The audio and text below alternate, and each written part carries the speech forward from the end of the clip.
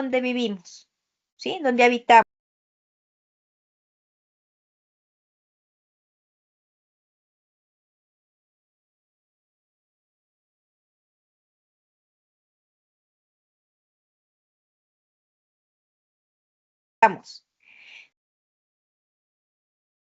Buenas noches. Vamos a esperar unos minutitos que se vayan conectando el resto de compañeros. Por favor, necesito el presidente o presidenta del grupo del paralelo número 1 para que me ayude dejando su contacto en el chat. No sé si me pueden ayudar, por favor.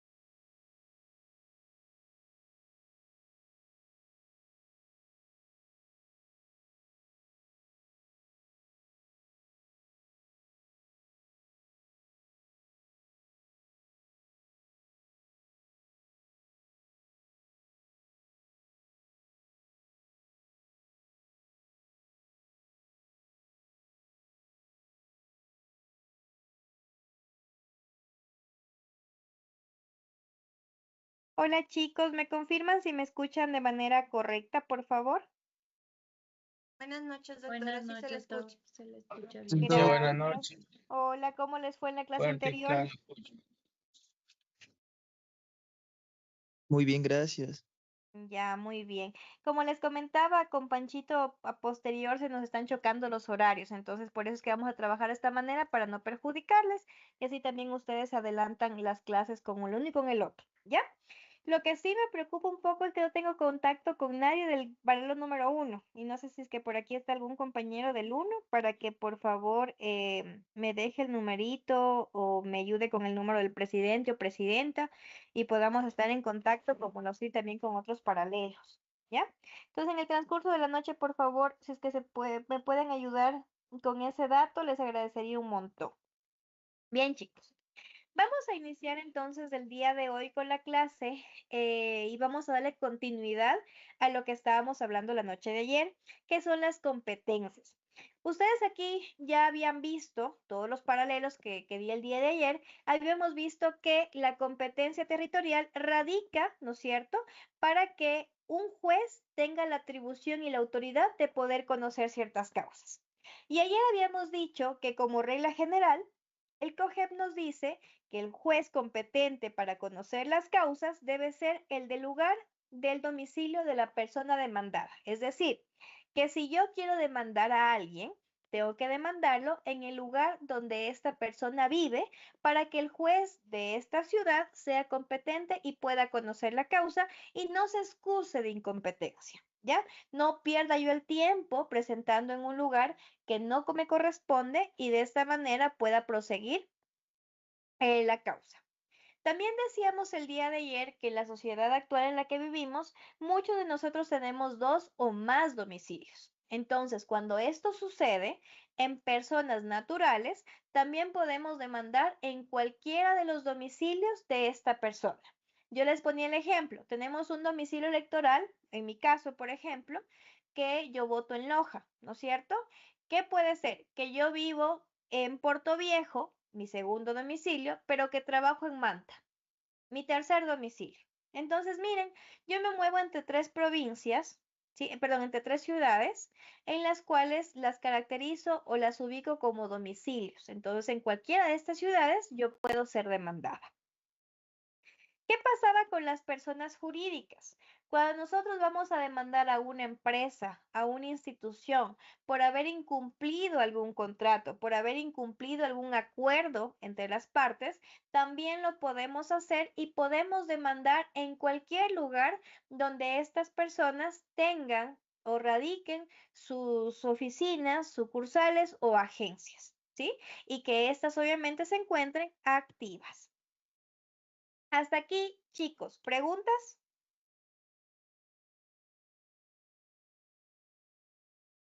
¿Todo claro? Está claro, Doc. Ya, Sí, doctora. vamos continuando.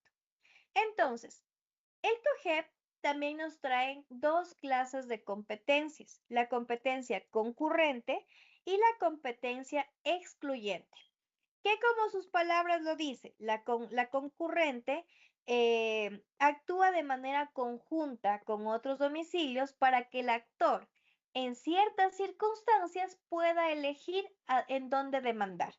En otras palabras, le da la posibilidad o le abre un abanico de posibilidades para que el actor pueda presentar en ciertas causales la demanda donde él quiera.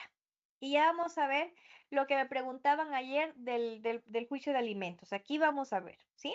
Entonces, la competencia concurrente establece condiciones adicionales a la identificación de la competencia por domicilio del demandado, que ya habíamos visto que por regla general es así, sino que además de este juzgador del domicilio de la persona demandada, serán también competentes a elección de la persona actora, el juzgador en las siguientes causas. Vamos a irlas viendo. La primera, del lugar donde se deba hacerse el pago o cumplirse la obligación respectiva. ¿A qué se refiere con esto? Que si es que alguien a mí me está debiendo dinero, ¿no es cierto? Y yo quiero demandarlo para que esta persona me pague, También yo puedo demandarlo no solo en su domicilio, donde él vive como regla general, sino donde hemos establecido que se va a hacer el pago. Por ejemplo, yo le presté dinero a Marco que vive en Loja. Sin embargo, le dije, mira Marco, o establecimos, Marco, tú el 20 de septiembre me tienes que pagar y me vas a dar el dinero en Ambato. Entonces firmamos, ¿no es cierto?, un acuerdo mutuo entre las partes para que él me pague en la ciudad de Ambato. Entonces, una vez establecido este acuerdo, podemos decir que hemos considerado un lugar único para que pueda realizarse el pago, ¿ya? Y de manera, ¿no es cierto?, por así decirlo, subjetiva, si es que no hay un acuerdo sobre un lugar donde deba hacerse el pago, pues entenderá que el lugar en donde se firmó el contrato o convención se entiende como el lugar en el que también debe hacerse el pago si no se determina en alguna cláusula especial, ¿ya? Cuando hablamos de este pago o cumplirse con una obligación respectiva, hablamos de esas obligaciones que pueden haber en el derecho, que son de ciertas o determinadas maneras. El pago puede ser de dar, el pago puede ser de hacer, o el pago puede ser, la obligación puede ser de no hacer. Cuando hablamos de una obligación de dar, estamos estableciendo que yo tengo que entregar algo a cambio de lo que me dieron a mí, ¿no es cierto? Como por ejemplo, una obligación de dar es entregar un vehículo a cambio de una cantidad de dinero. Dar, estamos intercambiando y estamos entregando algo. Una obligación de hacer puede ser el de construir una casa, ¿sí? El de pintar un cuadro, ¿sí? Temas que solo la persona a la que estamos generando esta obligación lo puede hacer de manera personal o personalísima. No puede generar o puede pedir que otra persona lo haga porque estamos estableciendo una condición o una obligación que queremos que él la cumpla. Por ejemplo, yo quiero que el día de mañana Pedro, que es un pintor muy reconocido en la ciudad de Guayaquil, me genere un retrato mío, ¿sí? Entonces, él me dice, llegó la fecha de que tiene que entregarme, me dice, chuta, todavía no tengo tu retrato, pero te lo voy a entregar en 2 días. Perfecto, no ha pasado nada. Sin embargo, yo voy y visito por ahí a unos artesanos de la zona y me doy cuenta que mi retrato lo está haciendo un artesano que yo ni siquiera conozco. A los 2 días, Pedro me entrega la obra, ¿sí? Me la está entregando, me la está dando, pero no la hizo. Entonces, esta obligación de hacer tiene un tinte personalísimo, que a pesar de que entreguemos la obra, no quiere decir que se ha cumplido con la obligación, porque lo que yo quería era una obra, ¿no es cierto? Un retrato pintado que lo haga Pedro, el artista que yo estoy escogiendo, no que lo haga un artesano al que no conozco, porque inclusive perdería el valor que la obra tiene. Supongamos que Pedro es un artista muy famoso y esa obra cuesta $5,000. Si la hace un artesano, obviamente que la puede hacer muy bien, pero el valor, ¿no es cierto?, que tiene el artista al momento de pintarla, pues no será el mismo. Entonces, esta obligación, por más que la entregue en el tiempo determinado, no ha sido cumplida, porque es una obligación de hacer y debe ser personalísima. Ahora bien, punto para quien conteste la siguiente pregunta. Hemos visto la obligación de dar, hemos visto la obligación de hacer y me gustaría que ustedes me comenten una obligación de no hacer. ¿Cuál sería? ¿Alguna prohibición de enajenar? Digamos que la prohibición de enajenar es un gravamen que le pesa a una propiedad. Entonces, por más que yo quiera hacerlo, no me va a dejar. Entonces, más bien es una voluntariedad. Cuando hablamos de obligaciones, hablamos de voluntades de las partes. Que usted y yo acordemos en no hacer algo. ¿Qué puede ser? No Podría ser divulgar esto, información puede ser, Doc. Ya, muy bien. Por ejemplo, un contrato de confidencialidad. ¿Quién me dio esta respuesta? Yo, Andrea Montalvo. Ya, Andrea me hace acuerdo para ponerle el punto después. Ya, Entonces, gracias. miren lo que nos dice Andrea. Nos dice divulgar información. Perfecto. Entonces, por ejemplo, en las financieras, cuando ustedes son empleados de una financiera, les van a hacer firmar un contrato de confidencialidad. ¿Para qué? Para que de información que ustedes manejen no la otorguen a personas que no son titulares de la cuenta de los créditos. Entonces, yo no puedo ir por ahí divulgando cuánto dinero tiene Pedro en la cuenta o cuántas cuotas Pedro debe, ¿verdad? Porque he firmado un contrato de confidencialidad. Otros acuerdos, y con esto ustedes siempre se van a acordar, otros acuerdos de confidencialidad son los que tienen, por ejemplo, este monopolio gigante de la Coca-Cola. Si ustedes busquen en algún videíto que estén por ahí desocupados o en TikTok, busquen obligaciones de los socios. Y los socios están obligados a no viajar juntos por ningún motivo. ¿Por qué? Porque Coca-Cola, ustedes saben, ¿no es cierto? A manera de una opinión muy subjetiva, que la receta de Coca-Cola está totalmente en secreto. Y eso es lo que ha mantenido a Coca-Cola tan fuerte en el mercado. Pepsi quiso, ¿no es cierto?, nivelar los rankings de venta, pero aún así no pudo con Coca-Cola. Y la receta sigue muy bien guardada, ¿no es cierto? A pesar de que nos ponen en la etiqueta qué es lo que contiene, aún la receta está guardada. Entonces, los únicos que conocen cuáles son los ingredientes, las proporciones que le ponen a Coca-Cola son los socios. ¿Cómo la hacen? Son los socios. Si es que sucede algún siniestro en un avión, alguna embarcación que se hunda, algún accidente de tránsito y viajan los dos juntos, este monopolio se perdería. ¿Sí? Esta receta se perdería automáticamente. Entonces, una de las obligaciones, miren, por más sencillas que se escuche, una de las obligaciones de no hacer, por ejemplo, para estos socios, es el no viajar juntos. ¿Sí? Entonces, son obligaciones que me limitan el poder realizar cierta acción. Y si es que la realizara, yo estoy tendiente a que me demanden por indemnización de los daños y me manden a reparar el daño causado por haber cometido la obligación o el hecho que yo tenía que omitirme o abstenerme de hacerlo. ¿Sí? Perdón que me meta porque es una clase, creo, de contratos y obligaciones, pero para que me entiendan la idea completa. Entonces, no solamente es el entregar el pago como tal, sino también cumplir una obligación respectiva de dar, hacer o no hacer. ¿Sí? Vamos a continuar. Otra de las condiciones que podemos tener en las competencias concurrentes va a ser que además del lugar donde vive el demandado o el domicilio del demandado, vamos a poder demandar en el lugar donde se celebró el contrato. Entonces ahí dice el contrato, Guayaquil, 22 de junio del 2024. Ahí estamos ya determinando un lugar de celebración de contrato.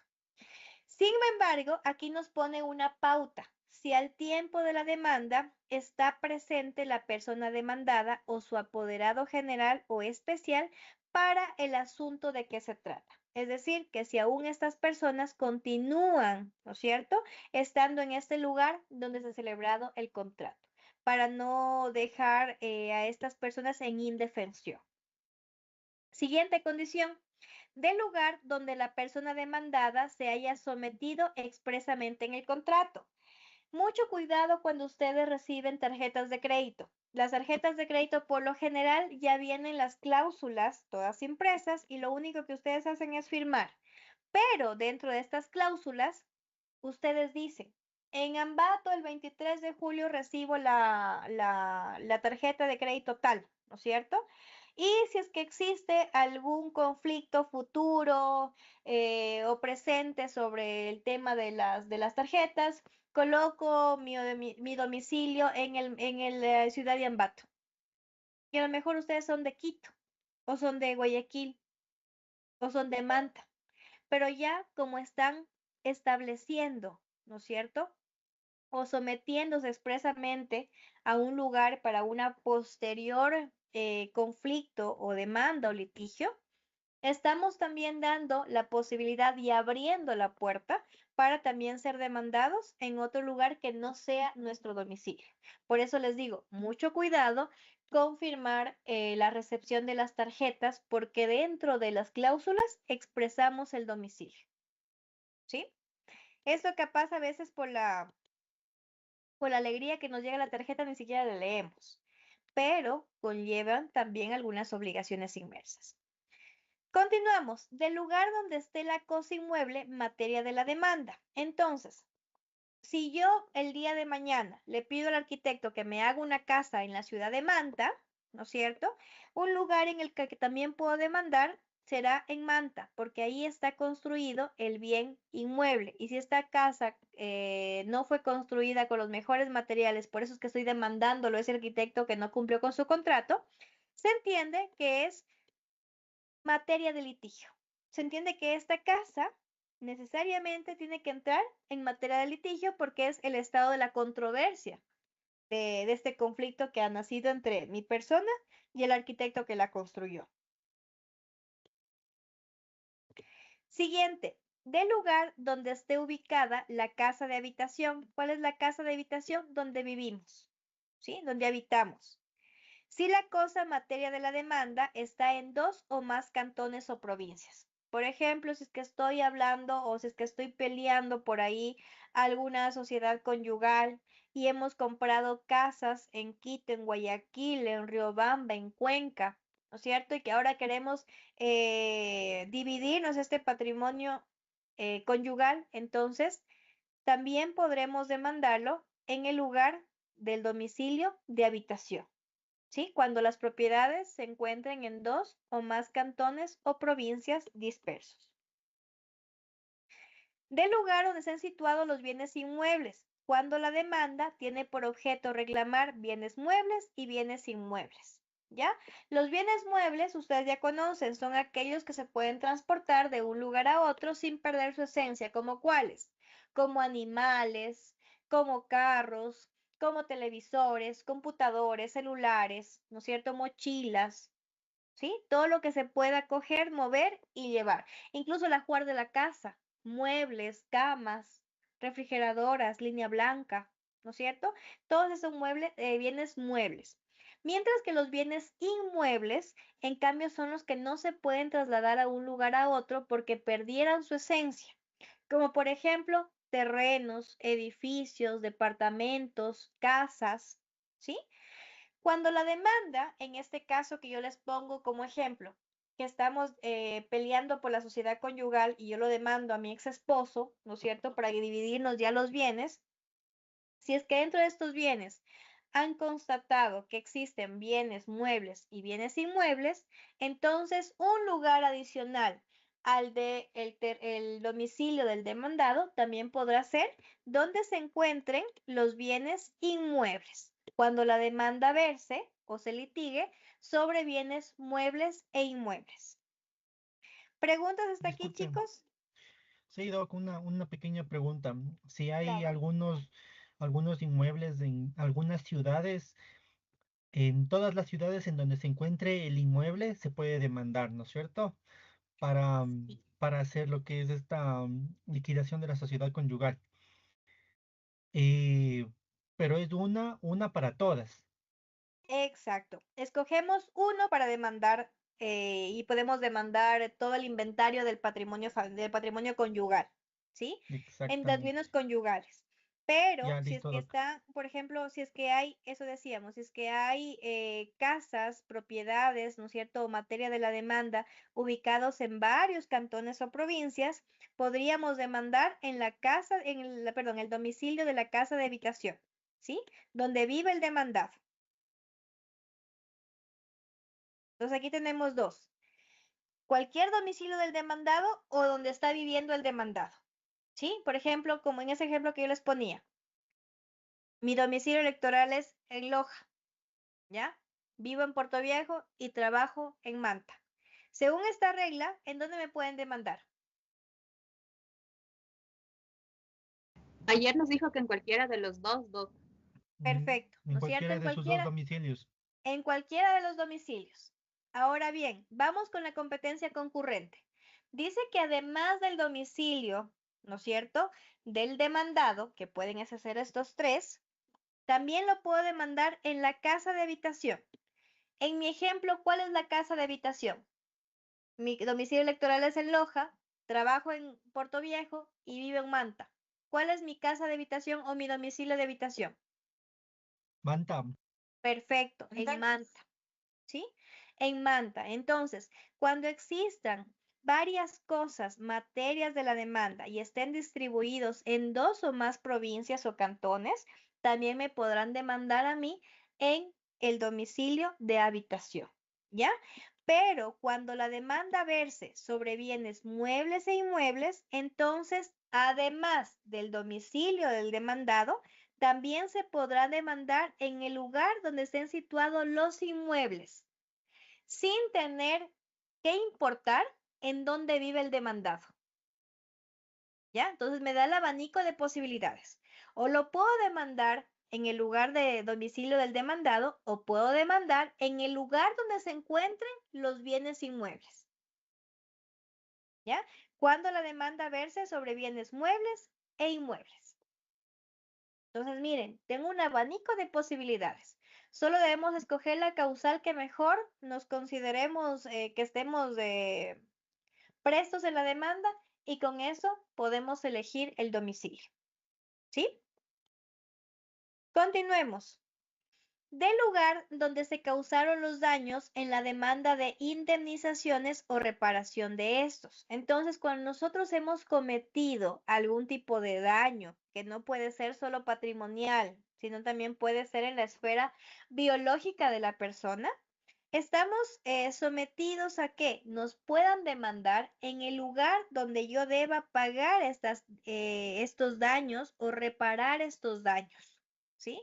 A causa de las acciones u omisiones que puedo generar por mi actuar hacia un patrimonio o hacia una persona.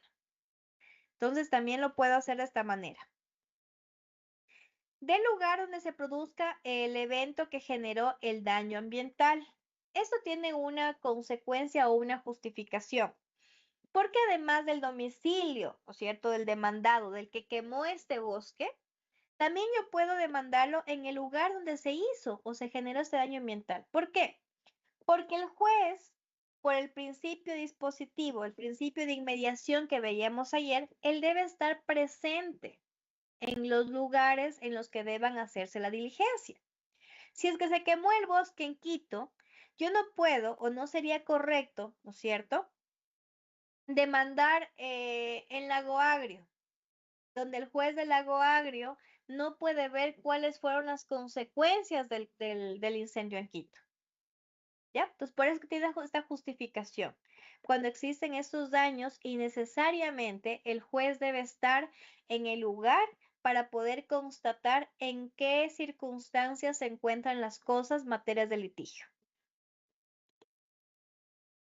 Y por último, tenemos del domicilio de la persona titular de derechos sobre las demandas de reclamación de alimentos o de filiación. Es lo que nos preguntaban el día de ayer. También hay excepciones a la regla, sí decíamos ayer. Por ejemplo, en las demandas de alimentos.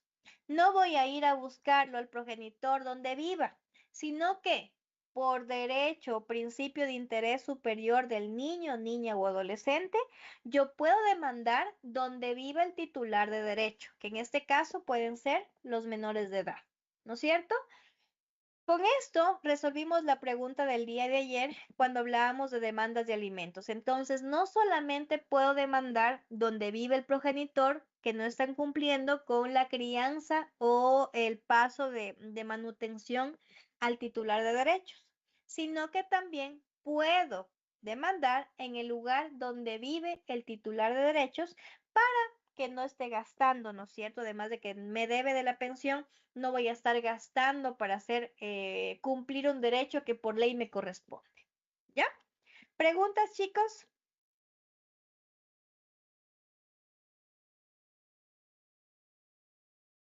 Entonces, en resumen, la competencia concurrente me abre un abanico de condiciones adicionales para que además del domicilio del demandado, yo como actor pueda elegir en otros lugares para poder presentar la demanda de acuerdo a las condiciones de estos 10 apartados que me trae la normativa.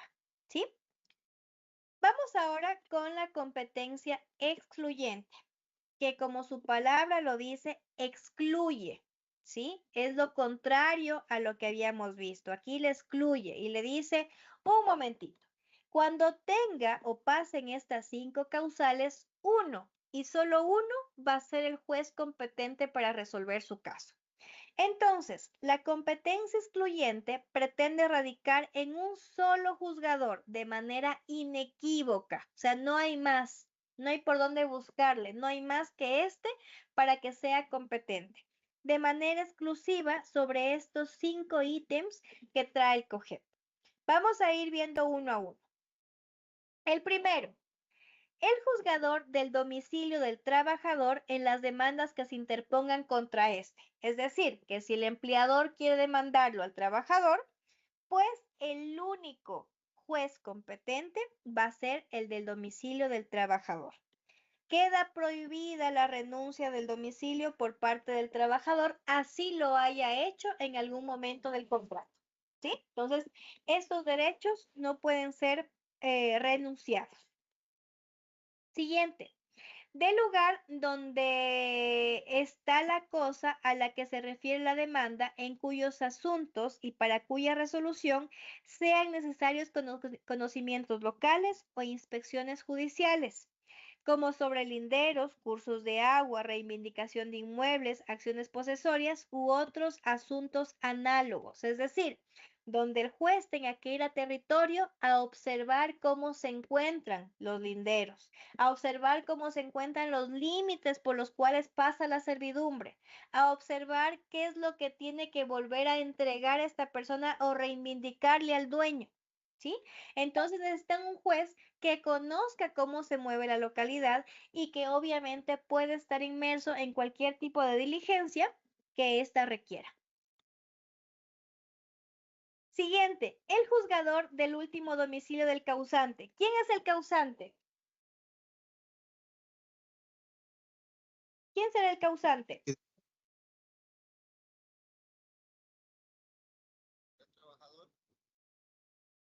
No, Demandante.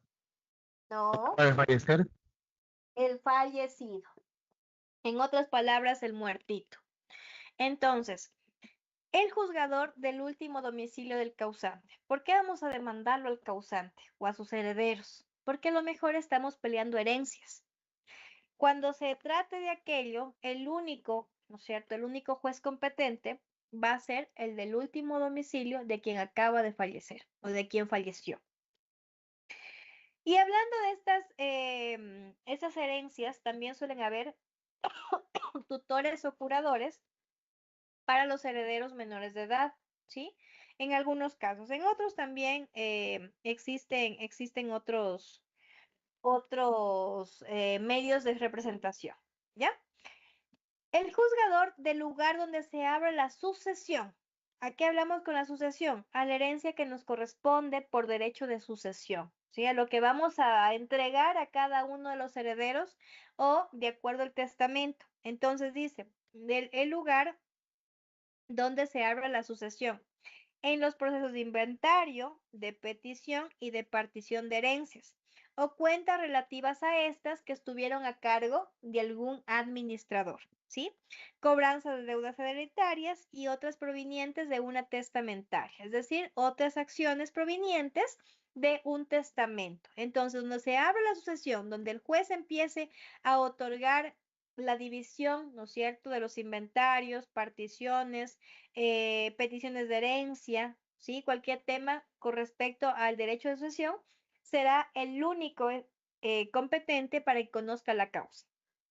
Y finalmente, tenemos que el juzgador del domicilio del pupilo en las cuestiones relativas a tutelas o curadurías, aunque el tutor o curador nombrado tenga un domicilio diferente.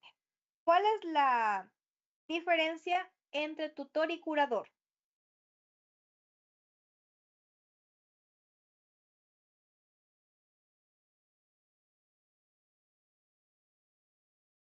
¿Cuál será la diferencia entre tutor y curador?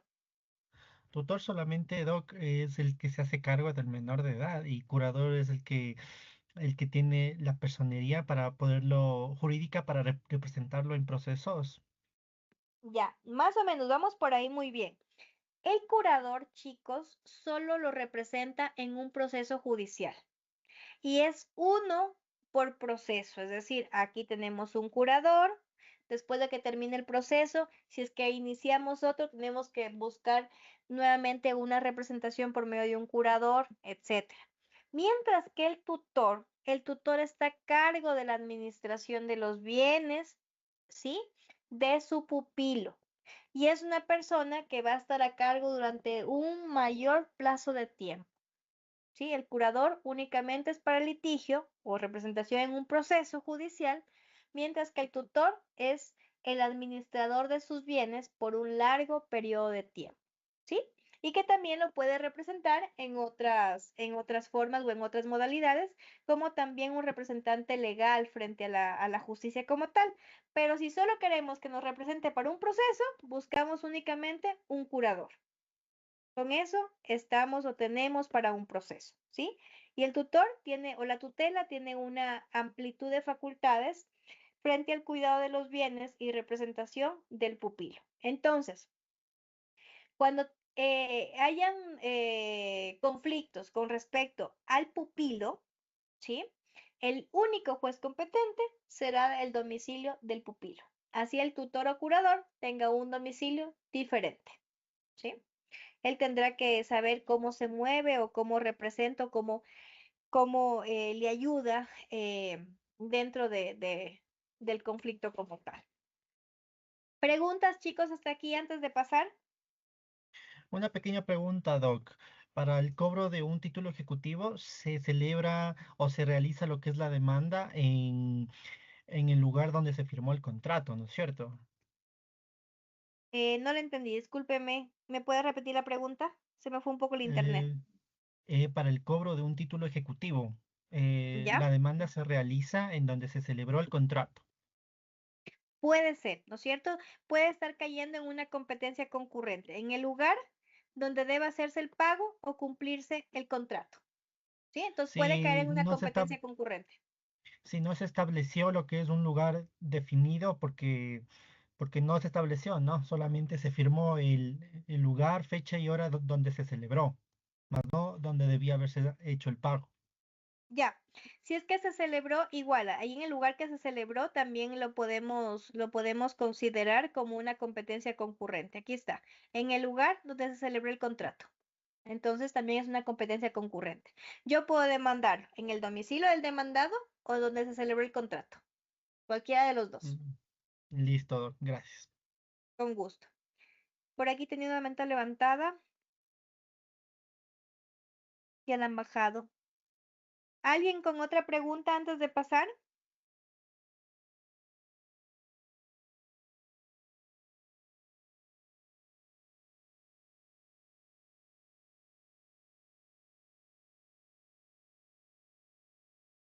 Bien, vamos a continuar. Aunque el COGEP es muy claro y nos dice, bueno, hay competencias concurrentes, hay competencias excluyentes, también nos dice, pueden haber conflictos, ¿sí? Pueden haber conflictos entre los mismos jueces. ¿Por qué? Porque ellos se creen competentes o se creen incompetentes para resolver ciertos casos. Entonces, cuando existe este conflicto de competencias, lo que debemos hacer es que, si es que el juzgador pretende la inhibición de la cosa, es decir, pretende no conocerla y declararse incompetente, tiene que enviar un oficio con las razones de que se considera o no competente. ¿Ya? Y de esta manera hay diferentes formas de resolver. En primer lugar, el juzgador requerido a quien le estamos pidiendo que se declare incompetente, ¿sí? Tiene que contradecir de manera motivada en el término de 3 días contados de que recibe el oficio por qué él cree ser competente. Y de esta forma quien resuelve son las salas especializadas o las cortes provinciales, para quienes son los dirimentes de este conflicto de competencias. Tenemos otra segunda opción. Si al contrario, ninguno de los jueces se supone que es competente y no quieren conocer el caso porque asumen o aducen ser incompetentes, cualquiera de las partes podrá solicitar al último juzgador en declararse incompetente que eleve el expediente al superior. Ya sabemos cuál es el superior, ¿no es cierto? Las salas especializadas de la Corte Nacional o las Cortes Provinciales, para que ellos puedan resolver este conflicto negativo de competencia. ¿Por qué? Porque ninguno se cree competente para resolver el caso, para conocer la causa, perdón. El conflicto de competencia se va a resolver en mérito de autos, es decir, no necesitamos presentarles pruebas, presentarles mayor evidencia de la competencia, porque se va a resolver solamente con lo que ya ha sido presentado, salvo que por la complejidad se requiere información adicional de las partes o de los juzgadores involucrados. Es decir, que si el caso es muy complejo, entonces las cortes o las salas podrán pedir, ¿cierto?, información adicional a las partes involucradas o a los juzgadores que están dentro de este conflicto de competencia. La resolución de conflicto de competencia en ningún caso va a superar el término de 10 días. Cuando hablábamos de término ya habíamos lucidado esta conjetura, que términos son todos los días hábiles únicamente, mientras que los plazos se contaban para una mayor cantidad de extensión de tiempo, ¿sí? Y se contaban o se podían hacer la sumatoria de todos los días hábiles y días festivos, mientras que en los términos únicamente se consideraban aquellos días hábiles, ¿sí? En los plazos incluso van también contabilizados los fines de semana. Mientras dura el conflicto de competencia, el proceso principal estará suspendido, es decir, no habrá posibilidad de impulsarlo porque estamos resolviendo en primer lugar algo importantísimo, que es la competencia del juez, ¿ya? Sin esto el proceso no puede avanzar y se suspende para que tampoco corran los términos, ¿sí? Y de esta manera no perjudicar a quienes están dentro del litigio. Finalmente, de la resolución que dirime el conflicto, es decir, de la resolución que resuelva esta incompetencia, no habrá recurso alguno. Es decir, no podemos presentar apelación, no podemos presentar recurso de aclaración o ampliación, no cabrá recurso alguno. Una vez resuelto, eso es lo que ha resuelto la sala o la corte, y después de eso no hay manera o forma de poder moverlo. Vamos con otro tema que es la acumulación de procesos. Entonces, existen casos en los que los juzgadores o los jueces, de oficio o a petición de parte. De oficio quiere decir que el juez por propia cuenta actúa, no tiene nadie en que impulsarlo o obligarlo. Él solito se da cuenta que esos procesos, pueden acumularse y actúa por cuenta propia. O también puede ser a petición de parte, es decir, una de las partes impulsa y solicita la acumulación, ¿ya? Entonces, el juzgador de oficio o a petición de parte podrá ordenar la acumulación de procesos hasta en la audiencia preliminar en los siguientes casos. Es decir, que aquí tenemos un tope, una fase que nos limita para poder hacer acumulación de procesos. ¿Qué significa la acumulación de procesos? Que un solo juez resuelva varias causas, ¿sí? Que si es que las resuelven por separados, pueden causar o perjudicar a una de las partes. Entonces, ¿puedo acumular los procesos? Sí, siempre y cuando tenga estas categorías o tenga estas condiciones o causales. La primera, cuando la sentencia que vaya a dictarse en uno de los procesos cuya acumulación se pide pueda producir al otro excepción de cosa juzgada. Entonces miren, aquí podemos hacerle un daño sentenciando en uno de los casos y le vamos a truncar, por así decirlo, la opción de que el otro juicio pueda llegar a un buen final. porque la otra parte le puede poner excepción de cosa juzgada. Y una vez que haya cosa juzgada, ya no podrá develarse o no podrá conocerse en ninguna corte a nivel nacional, ¿no es cierto? Porque se entiende que el proceso ya estuvo resuelto, ya estuvo juzgado y le quitaríamos este derecho. En los casos entonces que la sentencia vaya a perjudicar a la otra porque podría darse, miren que dice podría producirse o pueda producirse como un factor de posibilidad, ¿sí? Pueda producirse. Excepción de cosa juzgada, entonces podrá generarse esta acumulación de procesos. Otra forma u otro caso, cuando haya proceso pendiente sobre lo mismo que sea objeto del que se ha promovido después, es decir, que de una causa principal nació un nuevo litigio y que el objeto de este litigio nuevo ha sido también promovido en un proceso anterior. Entonces, para resolver esos procesos subsecuentes de conflictos, también se pueden acumular los procesos. Tercero, cuando hay en los procesos propuestos por separado identidad de cosas, de personas y de acciones. Es decir, tienen que conjugar las tres cosas a la vez. Personas, cosas y acciones. Si se promovieron de manera separado o por cuerpos separados, pero que conjuguen, ¿sí? Que conjuguen estas tres características, que las mismas personas sean las partes procesales, que estén peleando por las mismas cosas y que hayan presentado las mismas acciones de manera separada, el juez puede acumular los procesos para resolverlo él mismo. Y Doctor, finalmente, dígame. quería que si me puede, o sea, si puede ejemplificar cada uno de los casos, porque no le estoy entendiendo muy bien.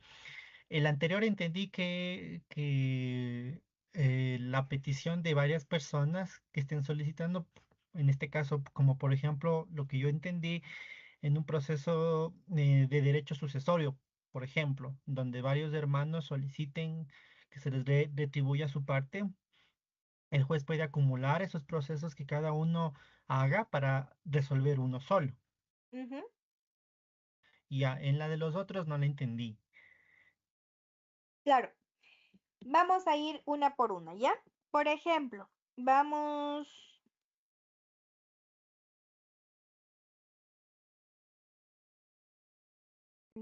con, a ver dónde nos quedamos, aquí en el primerito.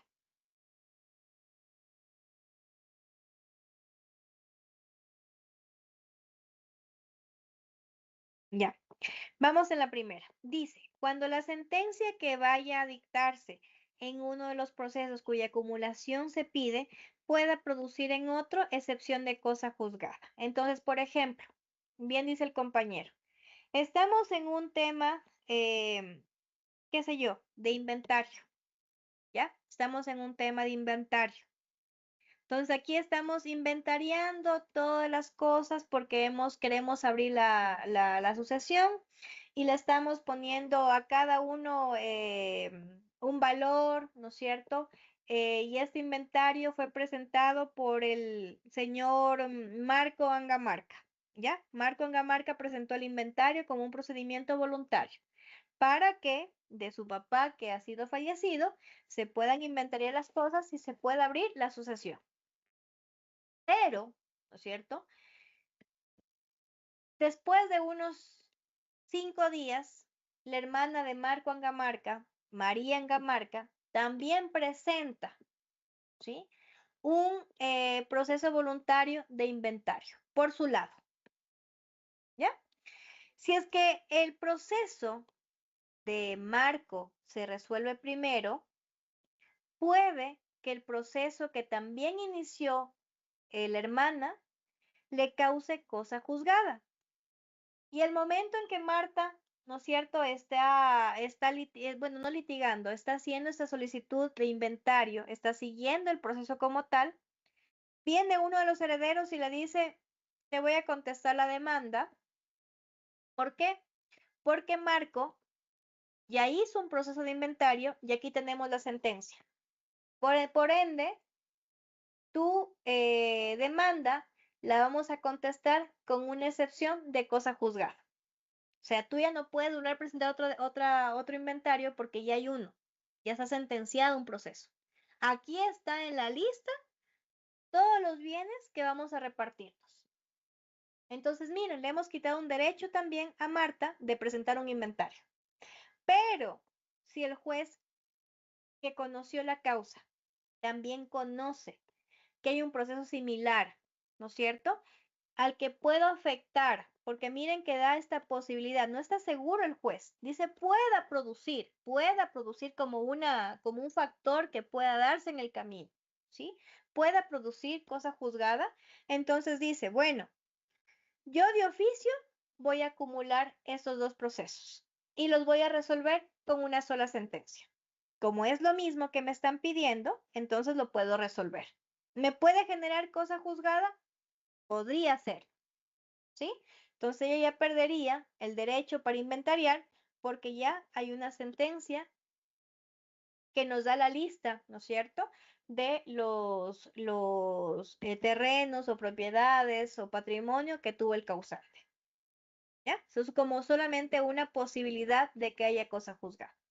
Y también aquí dice a petición de parte. Supongamos que María ya sabe que hay un inventario en marcha. Entonces le dice, señor juez, pido que se acumulen las causas. ¿Para qué? Para que yo pueda también litigar o pueda ser parte de un mismo proceso. Entonces, lo pueden hacer de manera conjunta. Incluso cuando hay esta acumulación de causas, la norma nos permite que tengamos un solo representante, ¿ya? Para que sea quien nos represente, perdón la redundancia, dentro del proceso. Ahí vamos con un ejemplo. Vamos con el segundo. Cuando haya proceso pendiente sobre lo mismo que sea objeto del que se haya promovido después. Entonces, por ejemplo, aquí tenemos ya el proceso de inventario. Y yo por aquí ya estoy en cambio haciendo un proceso de partición. ¿No es cierto? Aún el inventario ni siquiera se resuelve, pero ya estoy pidiendo la partición por acá porque ya tengo un testamento que yo me encontré en una notaría. Entonces, ese testamento les da a los hermanos ya lo que el causante ha querido que así sea, y entonces yo empiezo con un proceso de partición. ¿Ya? Se me ocurre. Obviamente estoy un poco divagando por los ejemplos que les estoy dando. Y de esta manera, ¿no es cierto?, hay un proceso subsecuente a él, un proceso que ha nacido a lo mejor de un inventario que se está realizando y como consecuencia estamos queriendo ya repartirnos la herencia, ¿sí? Partiendo en partes iguales o como haya dejado el testamento, quien ha sido el causante. Otro ejemplo del tercero puede ser cuando haya en los procesos propuestos separadamente identidad de personas, cosas y acciones.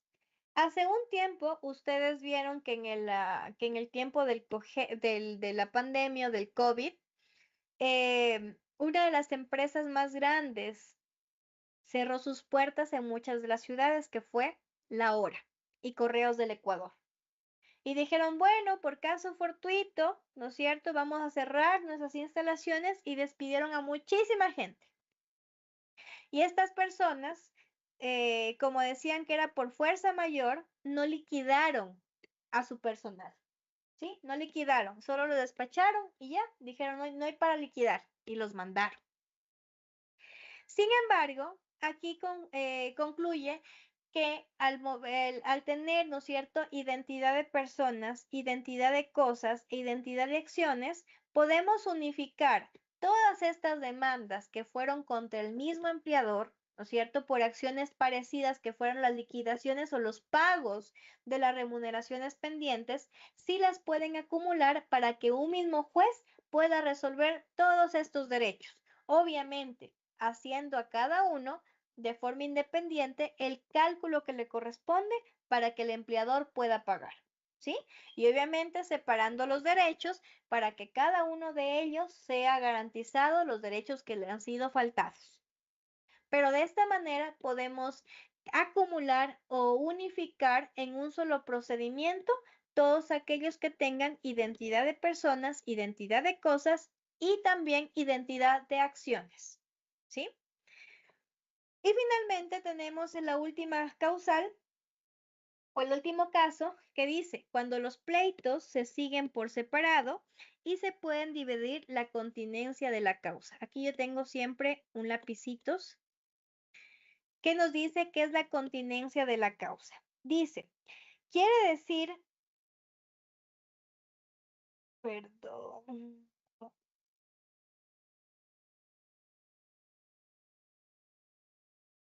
ya me estaba sonando el celular, chicos, perdón. Quiere decir la unidad jurídica de procesos, donde debe haber un juez, una acción principal y dos partes principales o dos partes que litiguen, ¿sí? Por lo tanto, dan lugar a una denominada acumulación. En otras palabras, la continencia de la causa se la conoce como un principio en el ámbito procesal, que obliga a las partes a que estén juntas en un mismo litigio, que si estas partes no pueden pelear o litigar juntas, ¿sí? Puede generarse esta división, ¿sí? O esta continencia. Y por ejemplo, cuando yo voy a demandar a marido y mujer porque ellos fueron los que me vendieron un vehículo en mal estado, ¿sí? Y me causaron un vicio de consentimiento en el contrato porque no me dijeron que el vehículo se encontraba en esas condiciones. Pero por otro lado, también vendieron otro vehículo a mi hija y también los está demandando. Entonces, justo los dos están en el mismo caso, el juez también está resolviendo el mismo caso y de esta manera se puede dividir la personería o la legítima participación de las partes procesales para que puedan litigar, por así decirlo, presentarse en cada uno de los procesos. Entonces, cuando se pueda dividir este litigio o se pueda dividir el objeto de la controversia y pueda producirse algún tipo de sentencias contradictorias, el juez también puede, de manera oficiosa o a petición de parte, unificar estos procesos para que no tengamos jurisprudencias diferentes y de esta manera tengamos una certeza y una seguridad jurídica frente a la ciudadanía. Porque ustedes o nosotros más bien decimos, ¿por qué este juez sentencia de una manera y el juez sentencia de otra? ¿Sí? ¿Por qué a mí me dio la razón que la señora sí me estafó? ¿Sí? Me vendió un carro que no valía, me ocultó los vicios que tenía el carro y el juez me dio la razón y me mandó a pagar una indemnización por los daños causados y en cambio el juez de acá, el juez B, que tiene el caso de mi hija, sentenció de manera diferente, habiendo las mismas condiciones en este carro que ha vendido. Entonces, para que no haya sentencias contradictorias, también se busca la unificación o la acumulación más bien de las causas. Y de esta manera, ¿no es cierto?, también nos da más certeza jurídica para confiar en la justicia y que no veamos sentencias diferentes en casos totalmente análogos. ¿Ya? No sé si ahí está un poco más claro, estimado Jimmy. Claro que sí, Doc. Sí, sí, sí, sí, Doc. Es más, tenía una pregunta. En el punto número 4 establecían varios accionantes y por un mismo demandado, por así decirlo. Aquí en dónde entran los litis consorcios y ¿cómo se llama el otro? Litis consorcio Y litispendencia. y las tercerías. Ah, ya, perfecto. Justo vamos a ver esto más acá adelante, así que no me gustaría adelantarnos mucho, pero eso está por aquícito lo tenemos. Pero Listo, bueno, listo, Doc. los Entonces litis espero, no hay consorcios, problema. ya, los litis consorcios es una figura en el que nosotros podemos estar presentes en un proceso y que las partes demandadas pueden ser una o más personas, ¿sí? Entonces, por ejemplo, un litis consorcio activo se forma de dos o más actores y un litis consorcio pasivo se forma de dos o más demandados. Pero las tercerías, ¿sí? Las tercerías se denomina a personas que no son parte del proceso, es decir, que no iniciaron el proceso. pero que a consecuencia de un litigio, ellos se han visto perjudicados. Entonces deben ingresar como un tercero interesado porque se están ventilando derechos que a ellos también les afectan. Y ahí entran las tercerías. Entonces yo no soy el dueño del proceso, yo no soy demandado, no soy actor, pero me están menoscabando mis derechos. Por ejemplo, la cooperativa de ahorro y crédito SAC demanda al señor Pepito Piguave porque les debe un pagaré de $10,000. Entonces Pepito Piguave coge y le vende el carro a Jimmy. Entonces Jimmy tiene el carro de Pepito Piguave. De repente, ¿no es cierto? La cooperativa SAC le dice al policía, reténgame este carro que es de Pepito Piguave, porque vamos a hacer una diligencia preparatoria para que del carro, ¿no es cierto? Después del remate, el señor pague porque no quiere pagar. Y Jimmy, manejando tranquilamente, pum, le para la policía y le dice, aquí tenemos una diligencia preparatoria que el juez ha pedido el secuestro del vehículo y le quitan el vehículo. Entonces Jimmy dice, chuta, pero ¿por qué? Dice, ¿por qué? Porque el dueño le está debiendo a la cooperativa SAC y la SAC ha pedido una diligencia preparatoria, se le ha dado paso y vamos a retener el vehículo para que del remate de este vehículo se pueda cobrar al señor Pepito Piguave. Y Jimmy se queda frío, helado, ¿no es cierto? Y dice, chuta, ¿y ahora cómo hago para defenderme? Me quitaron mi carro. Yo ya lo compré, ya no es de Pepito Piguave, es mío, es de Jimmy Angamarca. Entonces, ¿qué es lo que pasa? Jimmy puede entrar como tercero perjudicado con una tercería, ¿no es cierto? Dentro del proceso que la SAC le sigue a Pepito Piguave. ¿Para qué? Para que él pueda defender su derecho a la propiedad y él pueda demostrar que ya el carro que le quitaron injusta o ilegalmente no le pertenece al deudor, sino que le pertenece a él. Porque si Jimmy no defiende su propiedad, seguramente este carro irá a remate. Entonces, esa es la diferencia de las dos. Los litisconsorcios son el conjunto de personas activas o pasivas que son parte del proceso, es decir, son actores o son demandados. Mientras los terceristas son terceras personas que ingresan a un proceso como interesados para poder pelear por algún derecho que han sido menoscabados o que están litigando dentro de un proceso. No sé, Jimmy, si ahí le pude Claro, contestar la claro, Doc. pregunta. Si entendí bien, las tercerías más que todo son propuestas por personas perjudicadas. Exacto. Son más son la mayor parte por personas perjudicadas, pero pueden también ser por interesados, Ajá, ¿o no? también por interesados. Donde nosotros veamos que se está ventilando algún derecho nuestro que no va a ser, por así decir, observado por los jueces, si no nos incluimos en el proceso, pues también podríamos presentar una tercería. Puede ser las tercerías coadyuvantes, ¿sí? O excluyentes. Ya más adelante les voy a explicar. En la siguiente clase vamos a ver aquello. Pero Ya sí, listo, Doc. efectivamente, los terceristas son personas que no proponen el proceso, que tampoco son demandados, pero que necesariamente buscan defender o intervenir para defender un derecho propio que está siendo ventilado dentro del litigio. Como por ejemplo también puede ser esta parte en la sucesión, por ejemplo. Se está, se está haciendo lo que es ya el proceso ya de repartición de bienes y a medio proceso de esto, a una persona, a un heredero se le ha dejado lo que es atrás, o sea, pero obviamente él puede demandar su parte, ¿no? Él puede demandarlo, pero ahí ya no entraría como tercería, entraría como demandante. Exacto, entraría como un demandante. Si no se cuenta con todos los herederos presuntos y desconocidos, incluso nos dice la ley, todo este proceso se volvería nulo. ¿Ya? Entonces, cuando en el ejemplo que se nos pone, él debe ser litis consortio, él debe ser una parte demandada o accionante, ¿ya?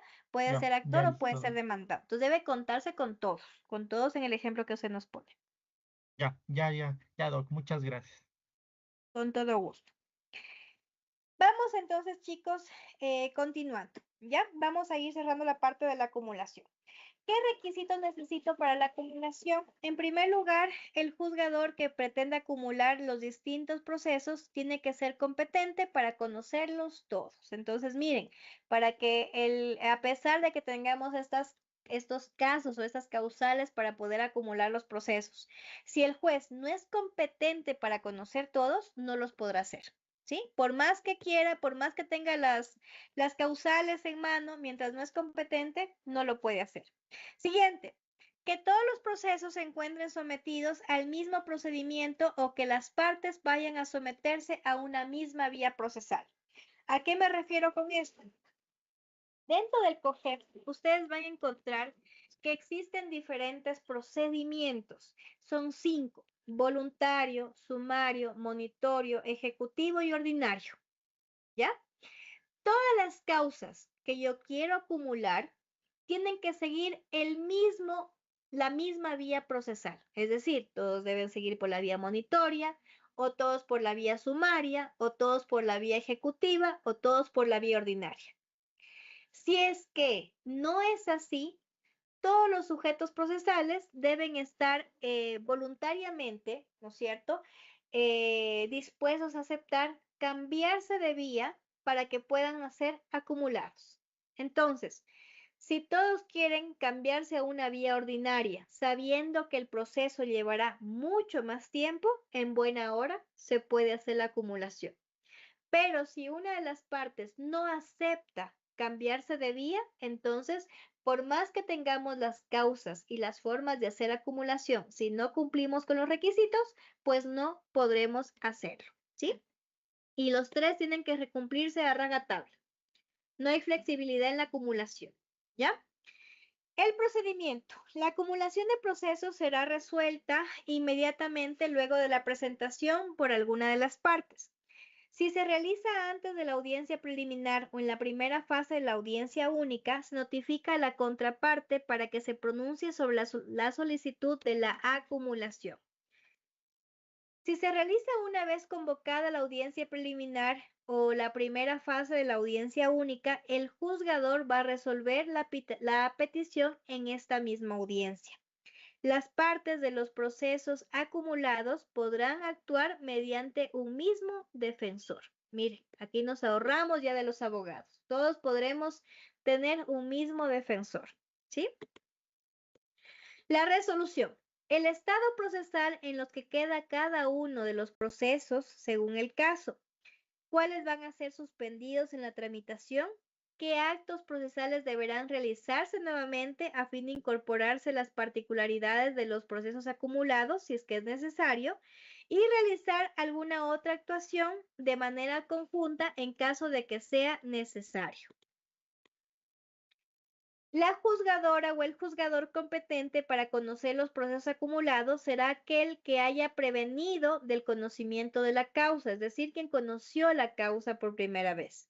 La resolución que declare la acumulación no va a ser apelable, es decir, no vamos a tener un superior al cual poder asistir en caso de que no nos guste cómo resolvió el juez la acumulación de la causa, ¿sí? Vamos, chicos, a darnos unos 5 minutitos de descanso para que no se me cansen tan rápido y vamos a ir terminando la clase del día de hoy con el tema de la excusa y recusación de los jueces. Ya, con eso cerramos la clase. Entonces, 9:25, volvemos, por favor.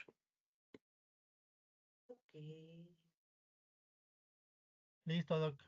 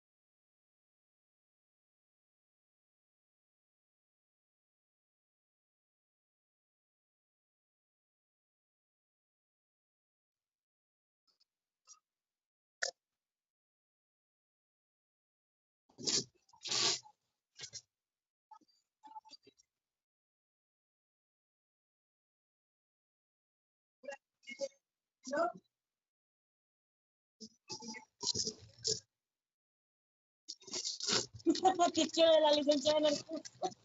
Yo que quiero ir a hacer guerra ya.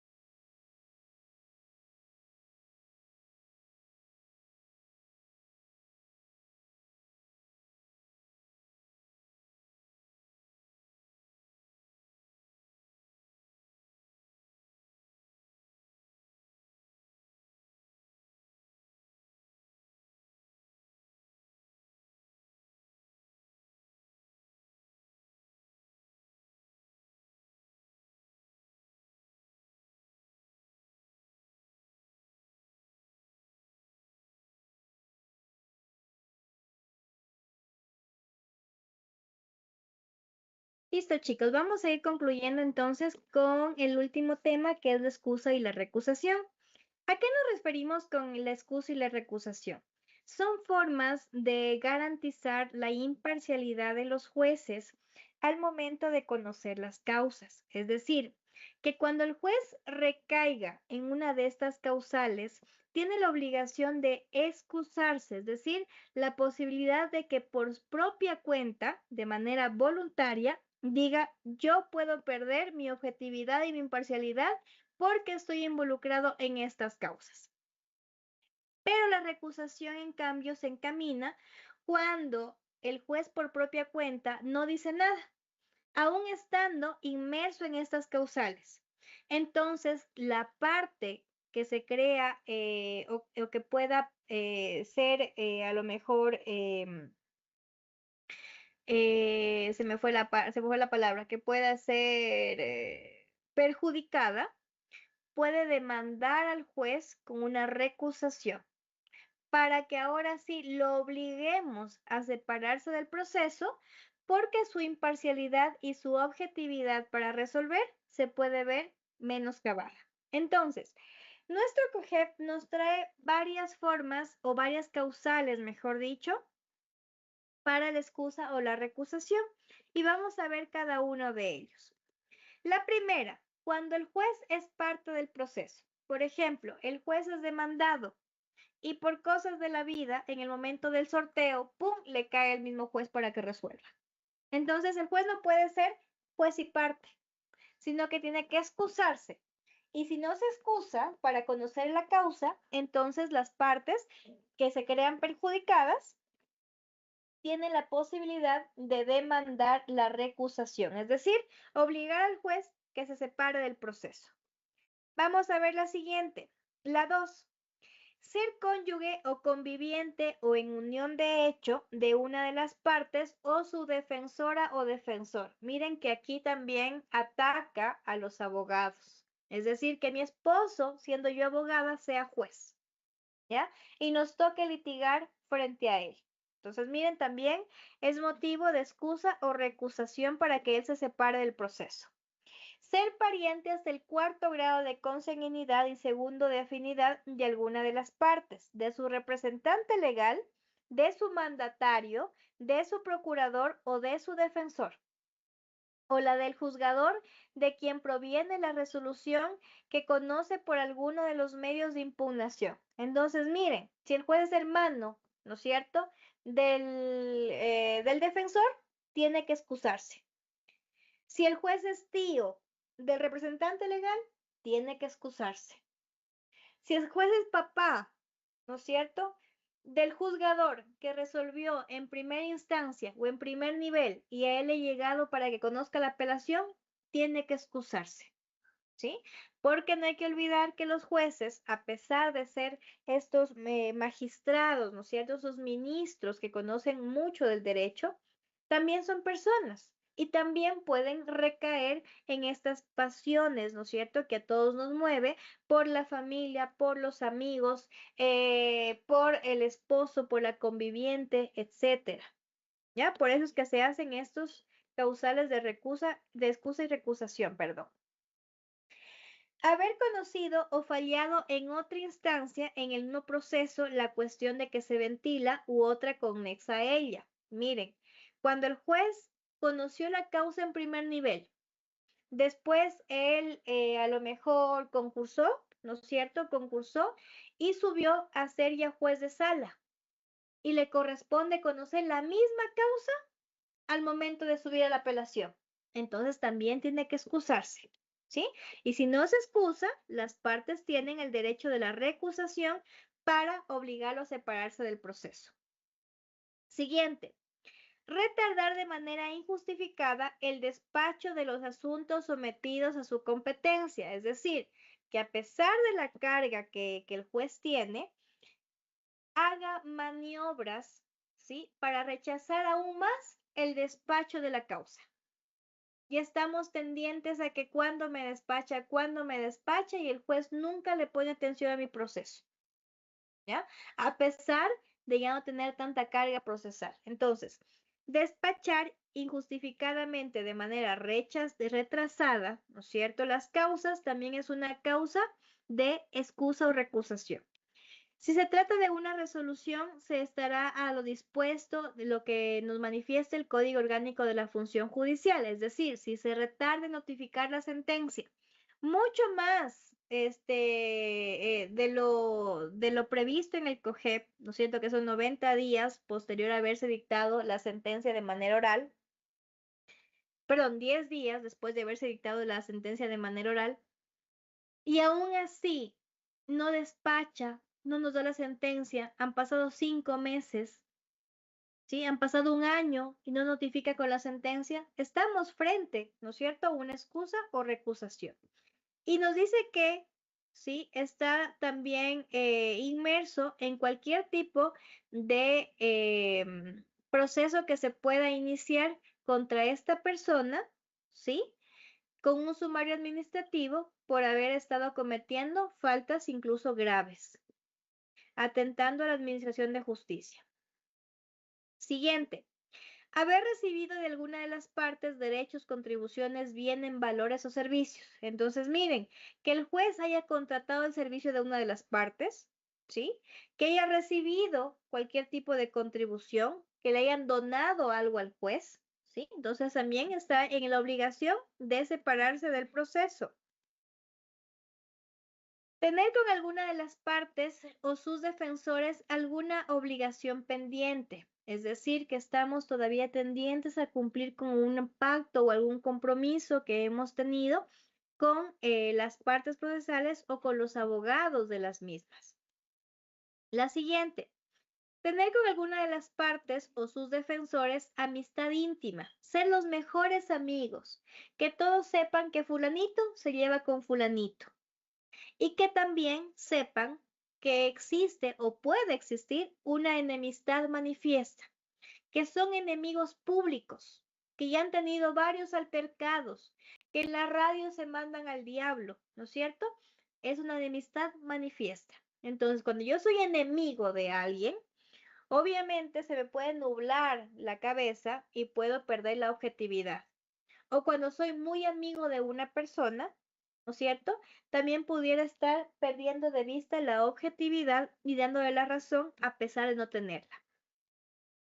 Finalmente, y con la que cerramos estas excusas o recusaciones, es la de tener interés personal en el proceso por tratarse de sus negocios o de su cónyuge o de su conviviente o de sus parientes dentro del 4º grado de consanguinidad y 2º de afinidad. Es decir, que si el juez recae en una de estas causas, está obligado o lo podemos hacer separar del proceso, del conocimiento de la causa, para que nosotros tengamos una verdadera justicia, que sea justa, ¿sí? Y que de manera objetiva nos presente una sentencia. El juzgador deberá presentar, en caso de que genere la excusa, este documento frente a la autoridad competente cuando se encuentre incurso en alguna de las causales señaladas con anterioridad. Y a falta de excusa, podrá presentarse la demanda de recusación que obliga al juzgador a apartarse del conocimiento de la causa. Y esa la pueden presentar cualquiera de las partes que se vean perjudicadas. Si no se admitiera, ¿no es cierto? Mejor dicho, no se admite 2 veces la misma presentación sobre la misma recusación, o sea, sobre la misma causa. No puedo yo recusarlo 2 veces al juez porque es, vamos con otra, porque es cónyuge o conviviente de María, que es la abogada, cuando ya han demostrado que no lo son, ¿ya? Y que a lo mejor la autoridad haya dicho no ha demostrado que el juez sea conviviente o cónyuge de María, ¿ya? Entonces no rechazan o no inadmiten la recusación. Y yo nuevamente, necio, presento otra vez la recusación por la misma causa. Entonces, se inadmite presentar recusaciones sobre la misma causa, principal a un mismo juez. Pero sí puedo presentar otra recusación, ¿sí? Otra causal de recusación sobre el mismo juez, ¿ya? Si es que la primera no me funcionó, puedo irme por otra que a lo mejor tenga algún tipo de sentido para mí, que por ahí el juez también puede estar perdiendo su imparcialidad. Doc, Únicamente, doc. dígame. Sí, Doc. Estos escritos de recusación, ¿ante quién se los presenta? Ya por aquí tengo,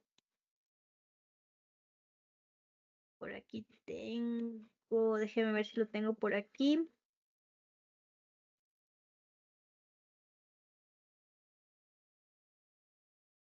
Déjenme ver mi COGEP.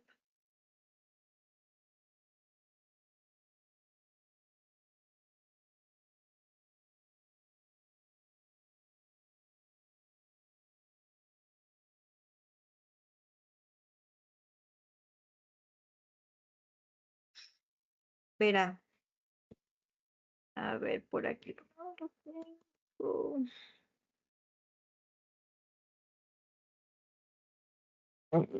¿Cuándo es que el recurso de recusación puede incluso darse con un solo miembro de la sala, por ejemplo? Entonces aquí les voy a buscar el artículo que nos comenta el compañero.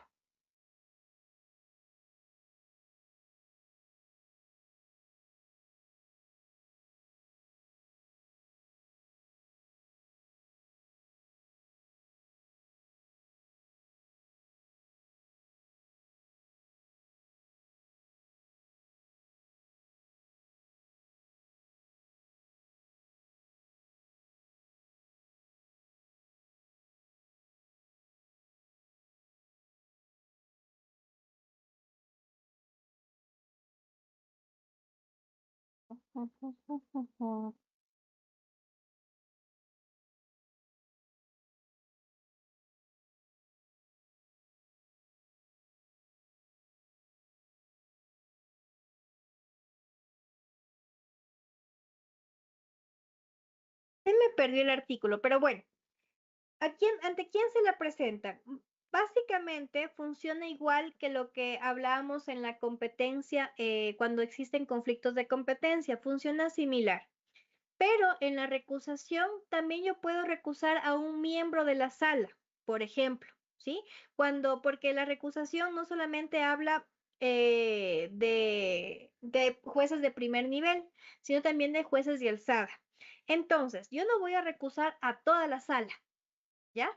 Pero cuando yo presento una recusación ante un miembro, o mejor dicho, contra un miembro de la sala, se la presenta para los miembros restantes a los que no recuso. Es decir, si la sala en este caso es de 2 jueces, ¿no es cierto? La sala se integra por 2 jueces y voy a recusar a uno, le presento la demanda de recusación al otro que le estoy salvando, al que no tiene nada que ver con ninguna causal de recusación. Pero si es que estoy recusando a un juez de primer nivel, son las cortes provinciales o las salas especializadas que tienen que resolver este recurso. Realmente no recuerdo en qué artículo está, pero les prometo que lo voy a buscar en el código y les traigo el día miércoles que nos vemos nuevamente, el día martes que nos vemos nuevamente. Pero así funciona. Cuando existen jueces de sala al que vamos a recusar, solamente a uno de ellos, entonces les presentamos la demanda de recusación al resto del tribunal o al resto de la sala que no están siendo recusados. Pero cuando son jueces de primer nivel, quienes resuelven estas causas, estas demandas de recusación, son de igual manera cortes provinciales o salas especializadas, dependiendo del fuero de la persona. ¿Ya? Sócrates tiene la manito levantada. Buenas noches, doctora. Buenas noches, compañeros. En el mismo sentido de la pregunta del compañero, cuando el juez excusa, ¿él ante quién hace ese procedimiento? De igual manera, Se resuelve al igual que como que los conflictos de competencia ante las cortes provinciales o salas especializadas. Ellos resuelven la excusa y la recusación, ¿ya? Son la autoridad competente. Ustedes aquí en el COGEP van a encontrar únicamente como autoridad competente, pero más adelante, en en uno de estos articulados, o me parece que hay una resolución que dice quiénes resuelven esta excusa o recusación. Ya les traigo el día miércoles la información certera y en qué artículo se encuentra. Gracias, doctora. Déjenme ver si es que lo encuentro rapidito, tal vez aquí en el internet. Permítanme. Doc, mientras usted le busca, estas recusaciones y excusas son solamente aplicables para los jueces. En el caso de los abogados, no hay conflicto de intereses cuando un abogado defiende a su propia familia o a su No, propio cónyuge. no hay conflictos de intereses, pero en el manual de ética, por así decirlo, al igual que a un médico no le prohíben, pero le dicen, a ver, por ejemplo, y eso es un ejemplo de la vida real. A los médicos les dicen, éticamente, tú no puedes operar a tu familia, ¿ya? ¿Por qué? Porque en la cirugía puede pasar cualquier cosa, y muchas de las veces ha pasado, que en las manos del hermano que es médico, se le muere el hermano. O que el papá está operando y el hijo se le muere. Imagínense ese choque tan traumático que es para los médicos que en tus manos se muera tu familia. Entonces, lo mismo sucede en el ámbito ético, se puede decir, de nuestra profesión.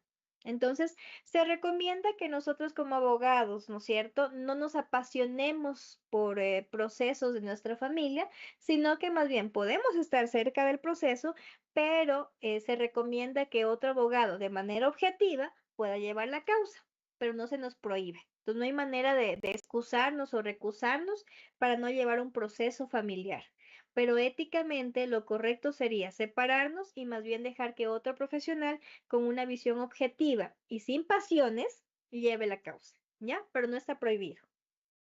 Ya, Doc, gracias. A ver, chicos, para que la lean. Es la resolución número 08-2018 de la Corte Nacional de Justicia.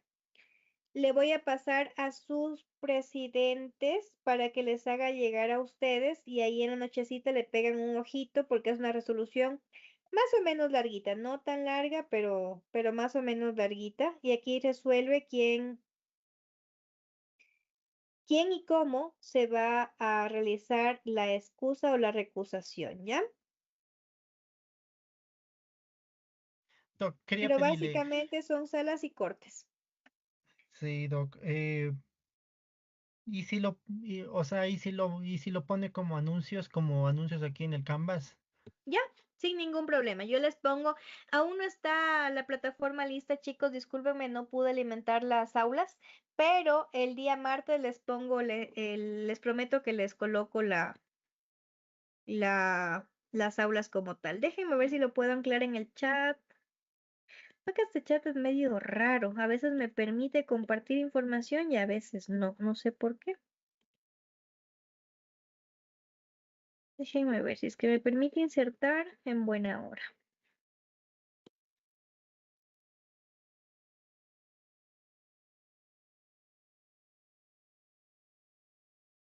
No me permite insertar archivos y no sé por qué. Antes sí permitía el Teams. Y, y links, Doc. Ah, ya, el link sí. A ver, el link sí lo tengo. El link sí lo tengo. Ya lo voy a copiar en este momento para que ahí cualquier nochecita lo lean. Copiar enlace.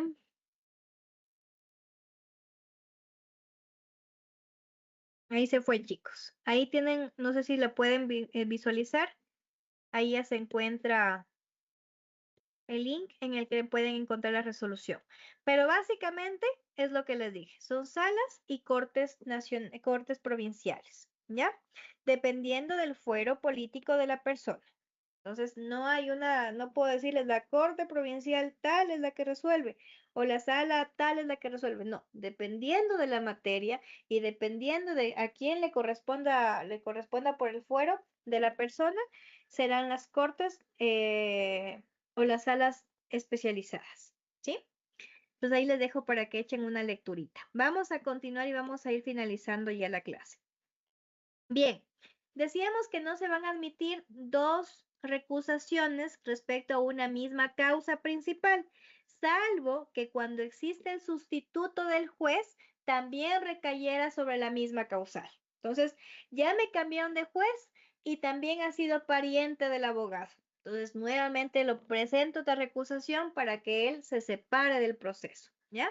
Solamente así podré incurrir en una misma causal.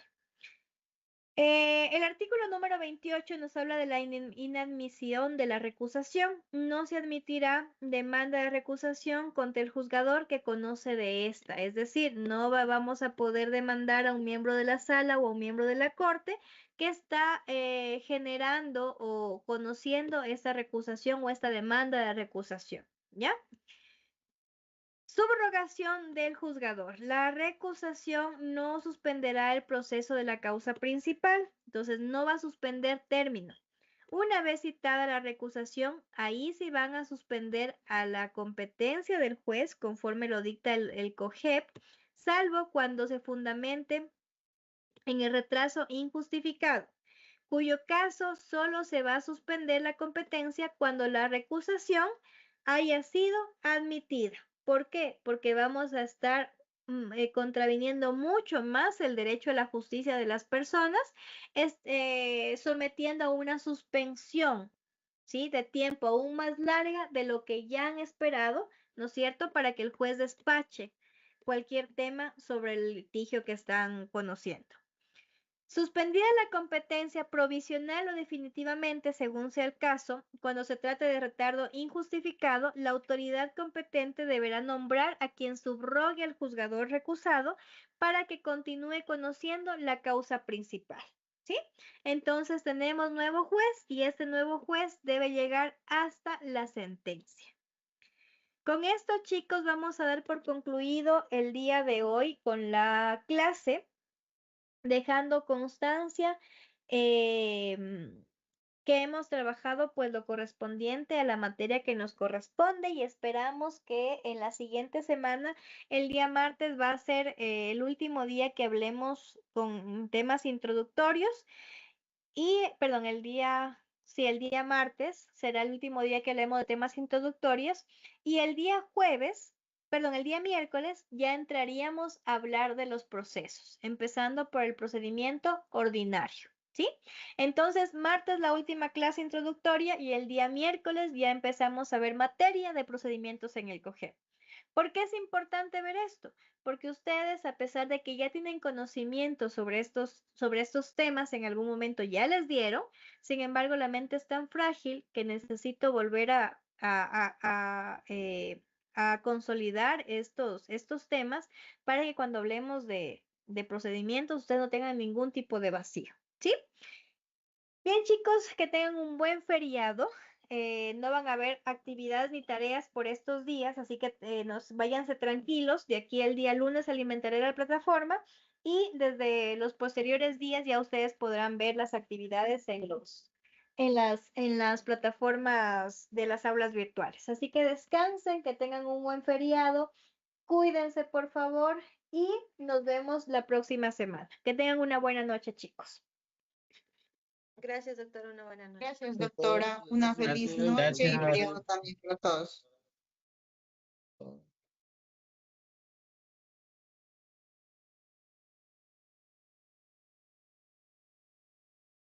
Doc, disculpe, ¿todavía está en línea?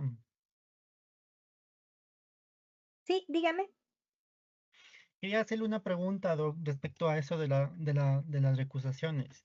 Claro. Suponiendo que un juez tenga algún tipo de afinidad con una de las dos partes y falla a favor de esas partes, y yo conozco después de la sentencia, yo conozco que ese juez tal vez falló a favor de la parte y no fue objetivo. entraría el prevaricato ahí, ¿no es cierto? ¿O no? Mm, a ver, ¿O qué se puede hacer ahí?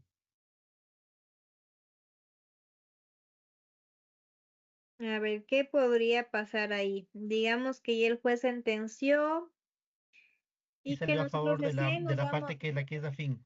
recién nos damos cuenta que él estuvo inmerso de una, yo lo que demandaría realmente, si me pregunta a mí, es la nulidad, ¿ya? La nulidad. Entonces yo Nulidad del demandaría la proceso. nulidad, sí, yo demandaría la nulidad del proceso porque el juez recayó en una causal de excusa y que en el momento que él tenía que hacerlo, no lo hizo. Yo le mandaría la nulidad. Porque prevaricato hay que probarlo. Una de las pruebas no sería que por tener un grado afín a una de las partes, obviamente por ahí hubo dinero de por medio, favores de por medio. Usted sabe que muchas veces así haya dinero o favores de por medio, uno no puede probar eso, pero la afinidad Claro. se podría probar. Es que el prevaricato dice que son delitos que se pueden cometer porque se dictan resoluciones injustas. Entonces, Exactamente. por ejemplo, qué sé yo, supongamos que el juez, a pesar de que fue amigo de Pedrito Pihuave, fue una resolución justa. Entonces, estuvo dentro